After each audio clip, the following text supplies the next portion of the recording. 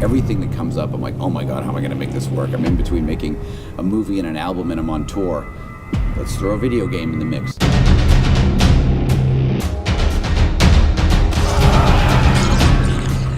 So when Assassin's Creed thing came up and it was all taking place during the French Revolution, I thought that was incredibly attractive because it is such a dark, weird time, yet so visually stunning that I thought, well, at first it seemed like an odd thing for a video game, but after getting deeper into it, I realized that it was perfect. Tony Moore will be helping to imagine some of this, doing the storyboards and the layout art. I thought, well, he's fantastic, so that'll be a great combination.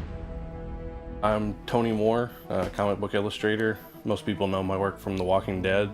It's definitely an awesome opportunity to get to work with guys like Rob and Justin on a project that's got the profile of Assassin's Creed.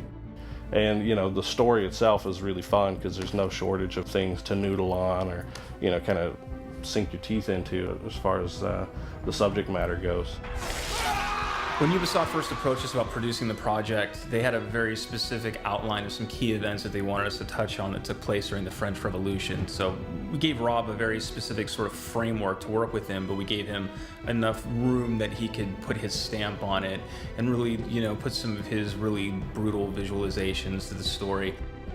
I would look at the reality of what went on in the French Revolution, the way things were done, and I just thought, like, well, it's not like there's tons of film footage of all this going down, other things could have happened, and I would just look at each situation and kind of put my own twist on it and thought, well, that probably could have happened, and this could have happened, or this could have looked like that.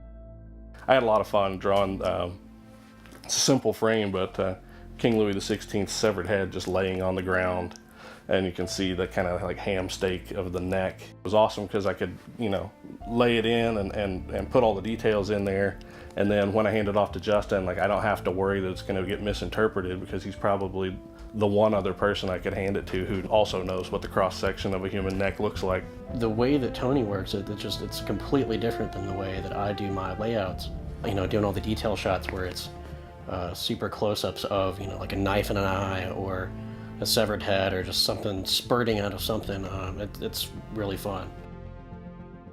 And watching what the post team is doing is really cool, where they're doing like the 3D mapping and changing the stuff that I see is kind of generally flat and turning it into a world.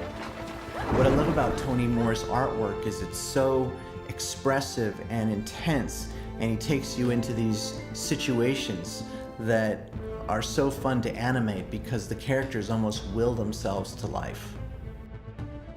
Kyle from New Science really wanted to see how far we could push the envelope, so we developed some new techniques to bringing the characters and environments to life in an organic way that was true to the original art. Really what brought the whole story together was Fyodor, the actor who played the executioner. When we first heard his voice, we really knew that he was the executioner, like he was our guy. He went into a studio in Paris and just delivered just the most incredible performance. No longer would we be left to die. We formed a National Assembly for the Third Estate. Our first step in the fight for independence. The sound for this story required it to carry a good amount of the storytelling. We accomplished that by using a lot of modern sound design with really dark musical cues to try to transport the viewer to this dark place and period of history.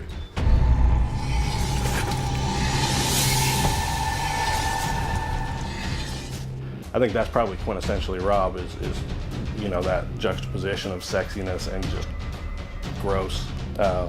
And it's what makes his stuff all work. I think it's probably what's made it work, in his music videos since the beginning, and now his movies and stuff too.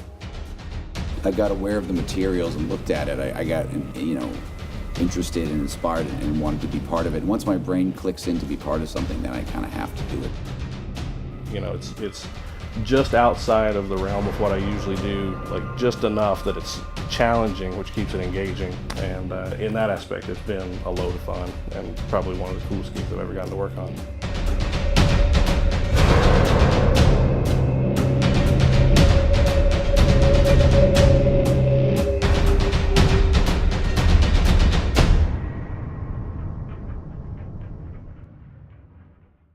Make history. Assassin's Creed Unity. Pre-order now for 2 bonus offers.